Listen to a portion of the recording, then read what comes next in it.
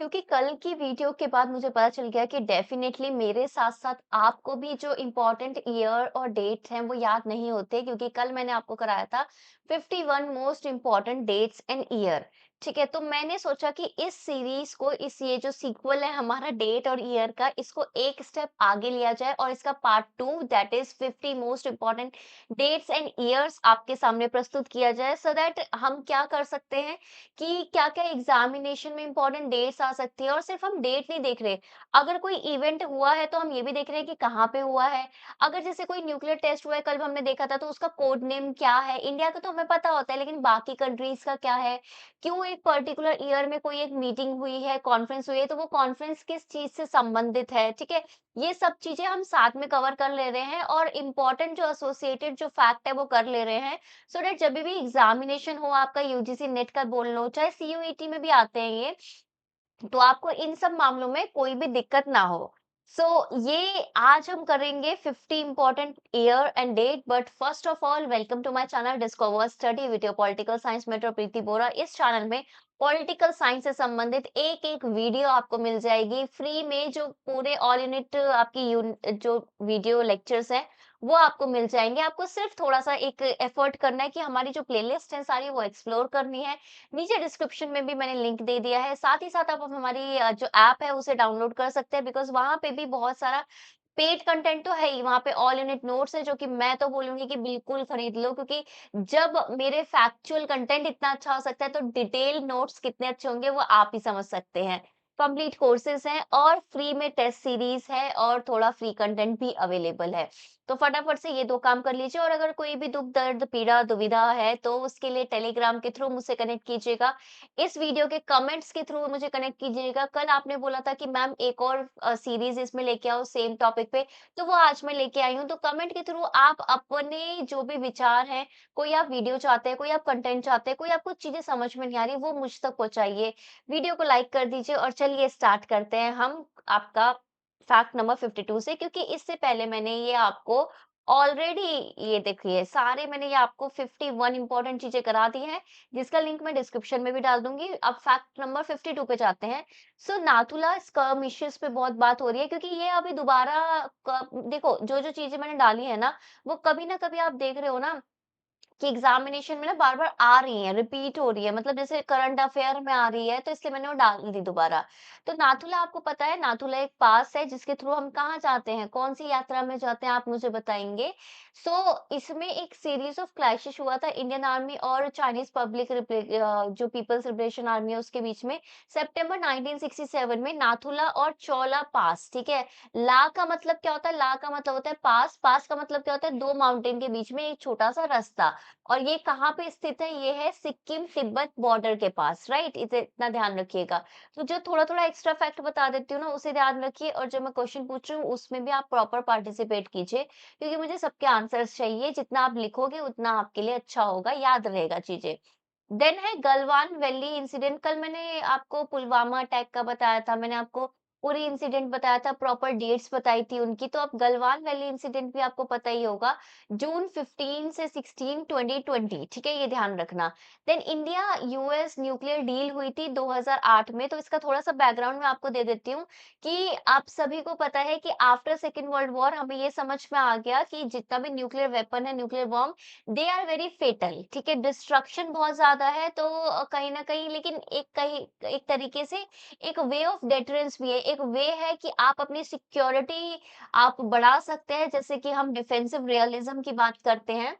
तो कहीं न कहीं हर एक ना कंट्री ना एक रेस में लग गई कि हाँ, हमें तो न्यूक्लियर वेपन डेवलप करना है। जैसे कि यूएस ने कर ही दिया था 49 में यूएसएसआर ने, देन 64 में आपका चाइना भी आ गया।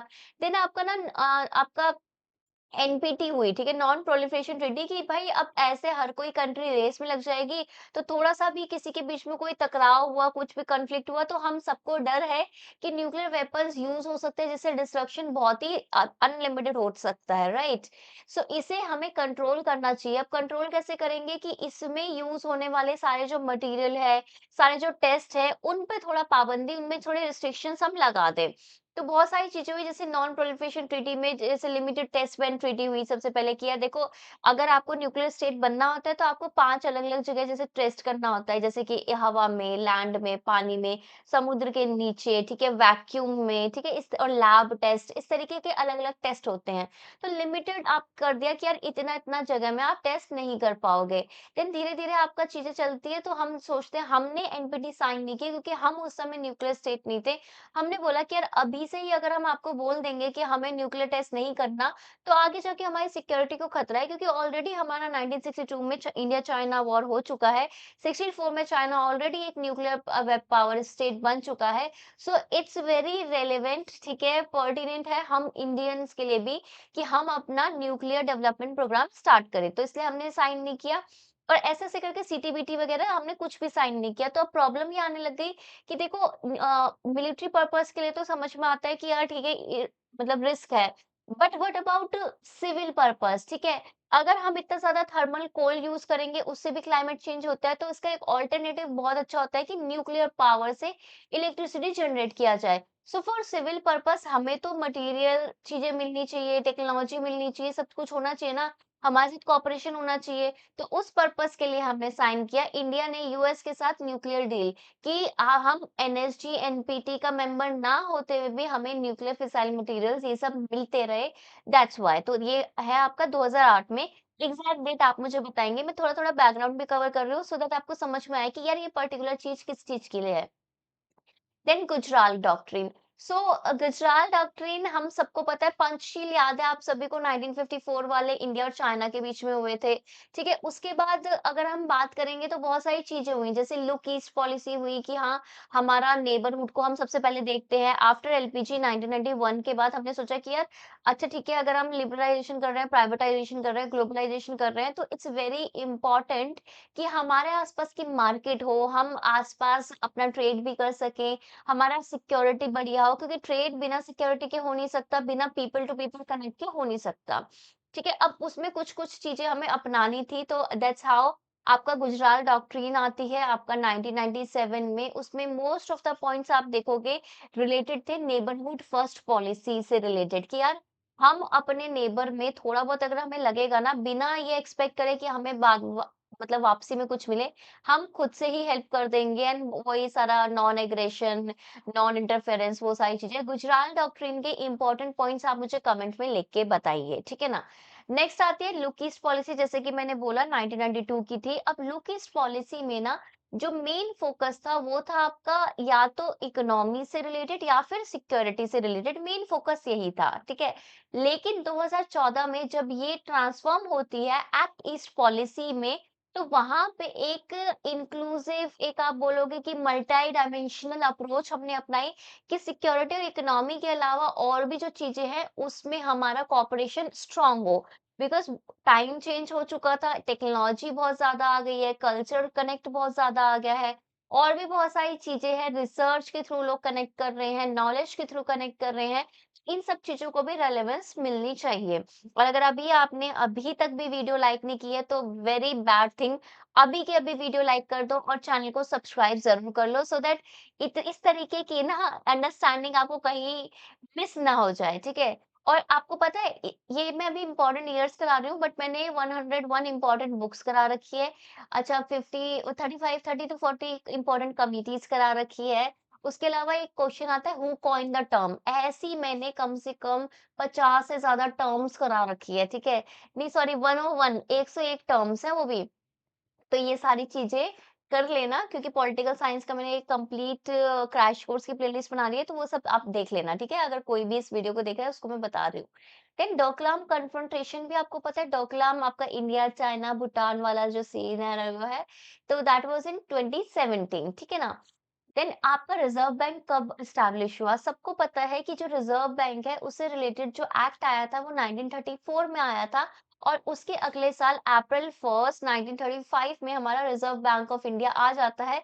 बट उस समय वो कोलकाता की साइड आया था, बट अब देन वो शिफ्ट हो जाता है कहाँ है? अभी हेडक्वार्टर कहाँ है रिजर्व बैंक ऑफ इंडिया के? ये आप मुझे बताइए।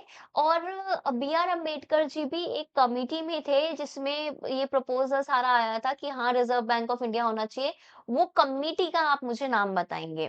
देन फैक्ट नंबर 59 है कि ऑल आपका Jammu and Kashmir Muslim conference सबसे पहले कब हुई थी? दैट वाज़ इन आपका 1941।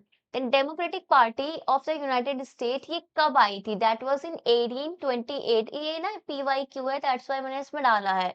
अब एक बहुत इंपॉर्टेंट क्वेश्चन आता है कि देखो दलाई लामा जी वापस इंडिया मतलब इंडिया कब आ गए भाग के, ठीक है ना? सो इससे पहले ज़ाओ एन लाई के साथ आए थे वो 56 में इंडिया, लेकिन उसके बाद ये जब पूरा तिब्बत का वो सारा सिनेरियो हो गया था, देन इन्होंने यहाँ पे धर्मशाला से गवर्नमेंट इन एक्साइल चलाना शुरू किया था, तो वो इधर कब आए थे ये सब करने से पहले? That was in March 31st 1959, ठीक है? देन आप सभी को पता है कि कभी ना कभी जो बर्मा जिसको हम आजकल क्या बोलते हैं म्यांमार बोलते हैं, पहले वो ब्रिटिश इंडिया का पार्ट था, लेकिन ब्रिटिश इंडिया से वो अलग कर दिया गया, ठीक है? सो कब करा? ये करा 1935 वाले एक्ट में। तो इम्प्लीमेंट कब हुआ, फोर्स में कब आया? 1 अप्रैल 1937 में, ये ध्यान रखना। ज्योतिबा फुले जो कि बहुत ही इम्पोर्टेंट सोशल रिफॉर्मर हैं, तो इन्होंने गर्ल्स स्कूल स्टार्ट किया था, पुणे में किया था, कब किया था? 1848। डेट इम्पोर्टेंट नहीं है, ईयर इम्पोर्टेंट है 1848। और इस तरीके से भी क्वेश्चन आता है कि इनमें से इसे 4 ऑप्शन दे देंगे, इनमें से किसने गर्ल्स स्कूल स्टार्ट किया था? या फिर ज्योतिबा फुले ने जो गर्ल्स स्कूल स्टार्ट किया था, वो कहाँ किया था? इस तरीके से अलग-अलग क्वेश्चन आ जाते हैं। नेक्स्ट फैक्ट नंबर 54 64 है, बहिष्कृत हितकर्णी सभा एक है 1924 में आई थी। अब मेरा क्वेश्चन आपसे ये है कि ये इसके फाउंडर कौन थे? क्या वो महात्मा गांधी थे? क्या वो बी आर अम्बेडकर थे? या दोनों थे या कोई और था? ठीक है, ये आप मुझे बताएंगे। देन है आपके स्वामी विवेकानंद जो थे, उन्होंने पीरियोडिकल, बेसिकली पीरियोडिकल क्या होता है कि एक रेगुलर इंटरवल में एक मैगजीन टाइप का कुछ आता है उसको पीरियोडिकल बोलते हैं। तो ब्रह्म या दिन करके इन्होंने स्टार्ट करा था। कहाँ पे स्टार्ट किया था? मद्रास में, जिसको अभी चेन्नई आप बोलोगे, 1895 में। क्यों किया था? क्योंकि ये पढ़ाना चाहते थे वेदांता। आप सभी को पता है कि जो स्वामी विवेकानंद है वो न्यो वेदांता प्रीच करते हैं। सो वेदांत क्या होता है? वेद प्लस अंत। वेद के एंड टू एंड में जो समरी लिखी हुई है, कहीं ना कहीं समराइजेशन है, सरल भाषा में वेदों का जो इम्प्लीमेंटेशन है, वो वेदांता में लिखा हुआ है। तो न्यो वेदांता को पढ़ाते थे कि जो वेदांता है उसकी टीचिंग ले लो, लेकिन डेफिनेटली अभी टाइम बदल चुका है, चीजें बदल चुकी है। मॉडर्नाइजेशन उस समय के हिसाब से देखो, ऋग्वेदा से अभी तक तो जिस समय ये थे 1895, उस समय तो बहुत मॉडर्न हो गई ना सोसाइटी। तो उस हिसाब से टाइम बदलते टाइम के हिसाब से कैसे वेदांता एप्लीकेबल है, उसे वो पढ़ाते हैं न्यू वेदांता में। तो उसके लिए उन्होंने ये पीरियोडिकल स्टार्ट किया था। देन है कि रविंद्रनाथ टैगोर ने विश्व भारती कब बनाया था? विश्व भारती बहुत इंपॉर्टेंट है बिकॉज 2021 में ना उसको 100 साल हुए थे, एंड वो जमीन का अलॉटमेंट वगैरह उससे भी करंट अफेयर में बहुत आया था। दैट्स व्हाई ये ना तब से 2021 से फिर से ये टॉपिक जब से टच हुआ है ना, तब से इसमें बार बार क्वेश्चन आते चले जा रहे हैं कि क्यों विश्व भारती में एक अलग एजुकेशन सिस्टम है, क्या डिफरेंस है, इस तरीके के भी क्वेश्चन आ रहे हैं। तो प्लीज आज के वीडियो के बाद इस चीज को कर लेना। अच्छा, मैं ना देखो 50 या 51 फैक्ट डेली करा रही हूँ, आपको बेशक कम लग रहे होंगे, बट इसका पर्पस क्या है कि आज जो मैंने 51 टॉपिक या 50 टॉपिक कराए हैं, वो आज की वीडियो के बाद आपको ईयर भी याद हो जाने चाहिए। आपको जो मैं एक्स्ट्रा चीजें बता रही हूँ, वो सारे टॉपिक आपको पढ़ लेने हैं, ठीक है ना, अपने नोट्स में से। अगर आपके पास नोट्स नहीं है तो आप में से ऑल इंडिया नोट्स आप परचेज कर सकते हैं। उसमें अगर आपको डिस्काउंट चाहिए, उसके लिए भी आप मुझे चैट में बात कर सकते हैं। ठीक है, 1921 में आया था ये। देन आपको पता ही होगा कि प्लानिंग कमीशन जो कि एक bottom top down approach follow करती थी कि नेशन, फिर स्टेट, देन लोकल लेवल पे डेवलपमेंट, जो कि कहीं न कहीं ग्रास रूट डेवलपमेंट, या फिर जो अगर हम बोलेंगे कि हर एक लेवल पे जो लोकल जो यूनिक जो डेवलपमेंट है उसको सपोर्ट नहीं करती थी। तो दैट्स व्हाई वो कहीं न कहीं नीति आयोग से रिप्लेस हो जाती है। बट द क्वेश्चन इज़ कि कब रिप्लेस होती है? तो दैट वाज़ इन 1 जनवरी 2015, ध्यान रखना। देन 42nd कॉन्स्टिट्यूशनल अमेंडमेंट, जिसको आप मिनी कॉन्स्टिट्यूशन बोलते हो because almost one third of the constitution आप इसमें अमेंड कर देते हो, तो वो कब पास हुआ? दैट वाज इन 1976, ठीक है ना। और 42nd अमेंड कॉन्स्टिट्यूशनल अमेंडमेंट के तहत क्या क्या चीजें अमेंड हुई है, ये क्वेश्चन में बार बार पूछा गया है एग्जामिनेशन में, तो इसे ध्यान रखिएगा। Then United Nation peace keeping commission, peace keeping mission पे देखो हमेशा क्वेश्चन आता है। कल भी जो मैंने आपको लेक्चर कराया था, उसमें पीस कीपिंग मिशन काफ़ी सारे मैंने आपको कवर कराए थे। तो ये जो पीस कीपिंग कमीशन है, वो एक अलग से बनती है बाद में जाके। वो कब बनती है? वो बनती है दिसंबर 2005 को, ठीक है? कमीशन की बात कर रही हूँ। मिशंस तो पहले से चलते आ रहे थे। मिशंस को पावर कहाँ से मिलती है? यूनाइटेड नेशन चार्टर से, ये ध्यान रखना। अब first UN peace keeping mission जो स्विस कैनाल गया था, वो कब गया था? 1956 में, ठीक है? देन यूएन का पीस कीपिंग मिशन सिपरस में कब हुआ था? 1964 में, ये ध्यान रखना। देन सार्क का ना एक ना प्रेफरेंशियल ट्रेडिंग एग्रीमेंट है कि भाई हम क्या करेंगे, हम सौ कंट्रीज आपस में एक दूसरे को जब ट्रेड की बात आएगी तो प्रेफर करेंगे, यानी कि कम रेट्स, ठीक है, ज्यादा कोटा, इस काइंड ऑफ, ठीक है। ये कब साइन हुआ था? ये साइन हुआ था अप्रैल 11 1993 में। और ये टाइम एंड अगेन बार-बार पूछा गया है सार्क पे, ठीक है ना? देन यूनाइटेड नेशन ने 1975 वाला जो ईयर है, उसे डिक्लेयर किया था इंटरनेशनल वुमेन्स ईयर, और ये भी एग्जाम में आया हुआ है। अब एक ऑल इंडिया फॉरवर्ड ब्लॉक बनता है, तो सबसे पहले क्वेश्चन ये आता है कि यार ये किसने बनाया? तो that was by Subhash Chandra Bose. अब सेकंड क्वेश्चन आता है कब बनाया, कौन से ईयर में बनाया? तो दैट वाज इन 1939। और ये कौन सी डेट को बनाया? Then June 22 1939। क्या ये और इंडियन नेशनल कांग्रेस का अलग से फैक्शन की तरह बना था? एग्जैक्टली, ठीक है, ये सारी चीजें। देन अमेंडमेंट होता है आपका कंज्यूमर प्रोटेक्शन एक्ट, जो कि ओरिजिनली 1986 में आया था। इसलिए आया था कि ताकि आपको बता सके कि जो कंज्यूमर है उनके सर्टेन राइट्स हैं, और आपको आपके राइट्स पता होने चाहिए, आपको आपकी ड्यूटीज पता होना चाहिए, आपके पास आपके जो जितने भी लीगल मैकेनिज्म है वो पता होना चाहिए। तो उसके लिए कंज्यूमर प्रोटेक्शन एक्ट आया। कब? 1986 में, लेकिन ये अमेंड हुआ है 2023 में। तो मेरा क्वेश्चन आपसे ये है, और मेरी आपसे रिक्वेस्ट भी है कि अगर आप एग्जाम दे रहे हो तो क्या अमेंडमेंट में क्या-क्या चेंजेस आए हैं, ये आप आज ही कर लेंगे याद, ठीक है? अगर आपको नहीं पता, मैंने अपने ऑल इंडिया नोट्स में डाल रखा है ये चीज़। साथ ही साथ आप मुझे कुछ मेजर 1-2 चेंजेस आपको पता है तो वो कमेंट में लिख के बताइए। नेक्स्ट, आपको पता होगा नॉर्थ अमेरिका का एक फ्री ट्रेड एग्रीमेंट है। जब हम नॉर्थ अमेरिका की बात करते हैं तो इसका मतलब यूएसए, कनाडा एंड मेक्सिको, तो ये 3 कंट्रीज का अपना एक फ्री ट्रेड एग्रीमेंट आया था 1992 में। ठीक है, बाकी बाद में तो आपको पता है कि ये सब कुछ इधर-उधर ही हो गया था। Then Asia Pacific Economic Corporation है, जिसमें इंडिया मेंबर है कि नहीं है? मेरे हिसाब से नहीं है। आप मुझे बताइए मैं सही बोल रहा हूँ कि नहीं, ठीक है? एशिया पैसिफिक का एक इकोनॉमिक कॉर्पोरेशन है, 1989 में आया था। इसका ईयर भी बहुत बार पूछा गया है। पहले बहुत ही फेमस क्वेश्चन था ये। मर्कोसर एक है, ये भी एक तरीके से ट्रेड एक एग्रीमेंट है, ठीक है? ये मुझे बताइए, कौन से मर्कोसर कौन से एरिया का है? नॉर्थ अमेरिका का है या फिर साउथ अमेरिका का है? ये आप मुझे बताएँगे।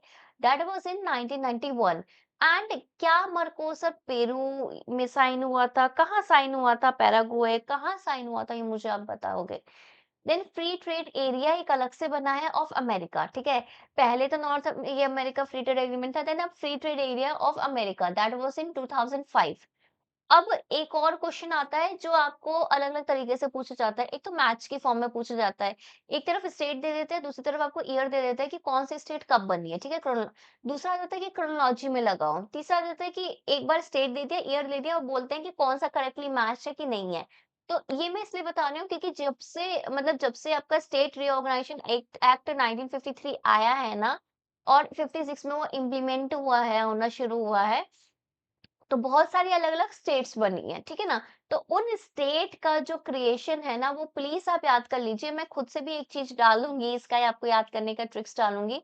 बट ये आज का मैं आपको टास्क दे रही हूँ कि इसे याद हो जाना चाहिए आज की वीडियो के साथ-साथ। तो आपको पता होगा झारखंड, साथ में छत्तीसगढ़ और उत्तराखंड, तीनों आपके ईयर 2000 में बनी थी।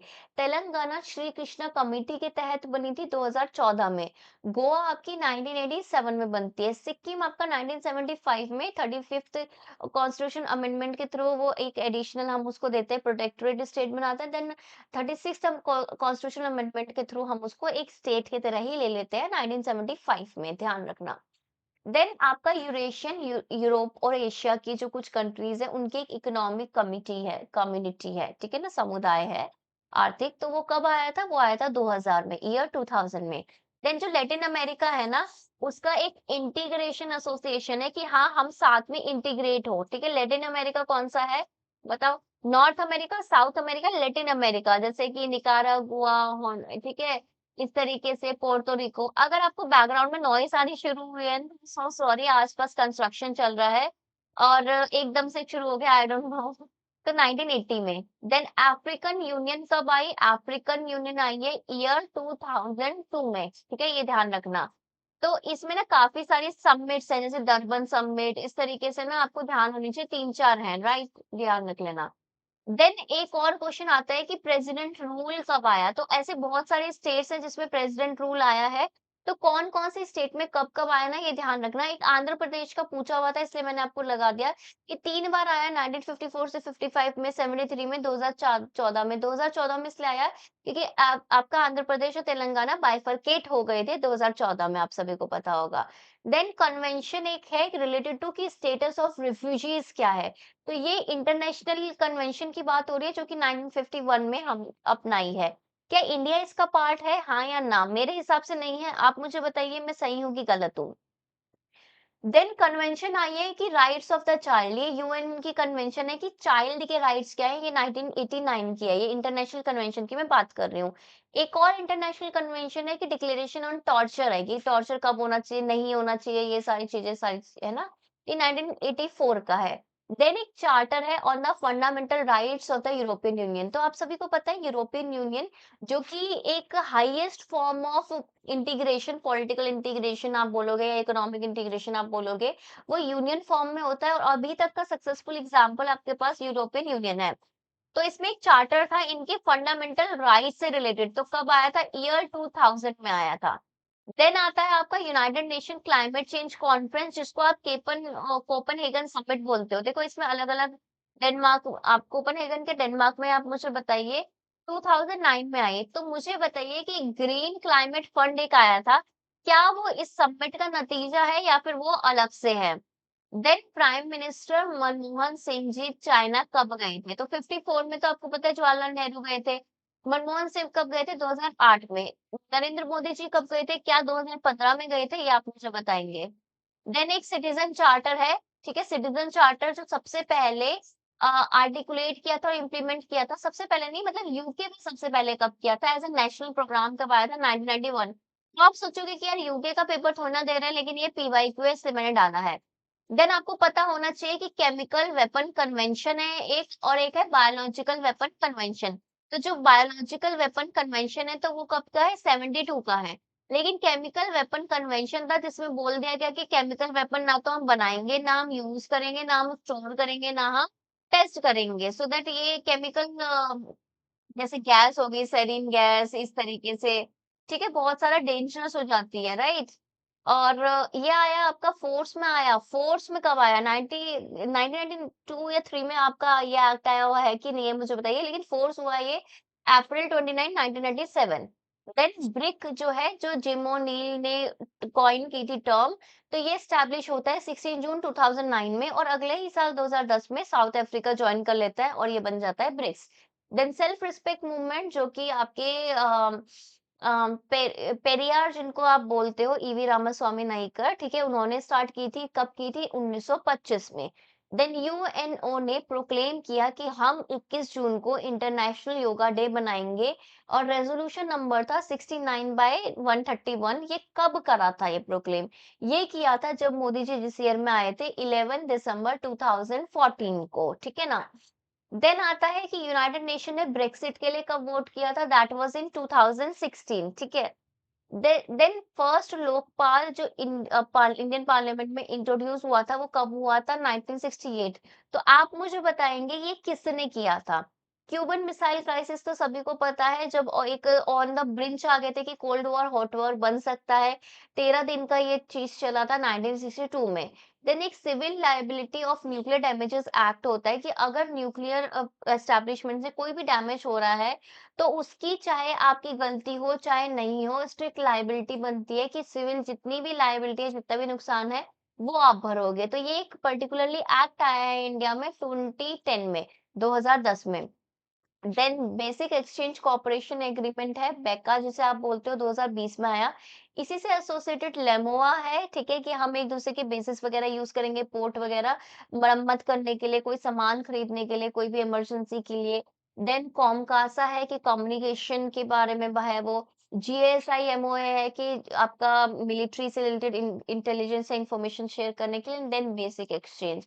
ठीक है, अब आपको क्या करना है, आपको कमेंट में इन चारों के मेरे को ईयर बताने हैं और ये बताना है कि हर एक पर्टिकुलर बेका, कॉमकासा, जीएसआई एमओए, आपका एलेमोआ, ये चारों कौन से ईयर में आए थे और किस चीज के लिए हैं, ये आपको बताना है। एंड प्लीज जो मैं बोलती हूँ ना कि कमेंट किया करो, मुझे बताया करो, उसे बहुत सीरियसली लिया करो। देन आज का last fact that was defence technology and trade initiative हुआ है। पहली बात, ये किसके बीच में हुआ है? ये हुआ है इंडिया और यूएस के बीच में, ठीक है ना? कौन से ईयर में हुआ है? ये हुआ है 2012 में। सो अगर आपको ये 50 इम्पोर्टेंट जो डेट्स एंड ईयर्स है बहुत ही इम्पोर्टेंट लगे हैं, ऐसा लगा है कि यार अच्छा यार हमारा बहुत ही कम टाइम में, आधे घंटे के अप्रोक्सीमेटली टाइम में इतने सारे फैक्ट कवर हो गए। सिर्फ डेट ही नहीं, हमने इम्पोर्टेंट उससे रिलेटेड इन्फॉर्मेशन भी कवर कर लिया, हमने थोड़ा बहुत बैकग्राउंड भी देख लिया। तो इस चैनल को सब्सक्राइब कर लेना, इस वीडियो को लाइक कर लेना और ये जितना भी मैंने आज 50 ये जो इम्पोर्टेंट फैक्ट्स करा रखे हैं, ये आज ही आज इस वीडियो के बाद एक बार दोबारा खोल के देखना, एक-एक फैक्ट खोलना और उसके साथ-साथ का जितनी भी चीज़ें हैं ना, साथ के साथ पढ़ के खत्म करना। ऐसे ही चीज़ें निपटाई जाती हैं। ऐसे अगर हम बैठते हैं ना कि हाँ, एक टॉपिक, दूसरा टॉपिक, तीसरा टॉपिक तब नहीं होता। लेकिन अगर हमने बोला कि यार आज मैं इम्पोर्टेंट डेट से रिलेटेड सारे टॉपिक कवर करूँगी, तो हम अच्छा काम करते हैं। यही स्मार्ट वर्क होता है और यही आपको जेआरएफ दिलाएगा। सो बने रहिए चैनल के साथ। All the best for your preparation and मिलती हूँ कल नेक्स्ट वीडियो के साथ। चैनल को प्यार बाँटते रहिए और भर-भर के शेयर करते रहिए, ठीक है? बाय-बाय।